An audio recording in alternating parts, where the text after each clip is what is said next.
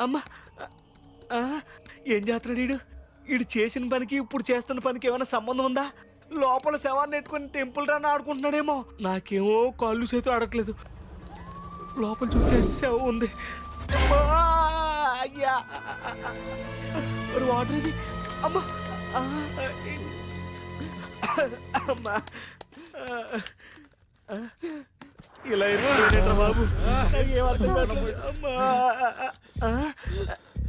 ఏం చేస్తున్నాడు? రేయ్, ఏంట్రా ఇది? Section 302 jail punishment. అయ్యో, నా జీవితం సర్వనాశనం అయిపోయింది బాబోయ్. నువ్వే మోసగాడు. ఆ హత్య నువ్వే చేసావు. చేసింది కాకుండా మా ఇద్దరిని ఇరికించేసి ఆ శిక్ష మాకు పడలే చేస్తున్నావు.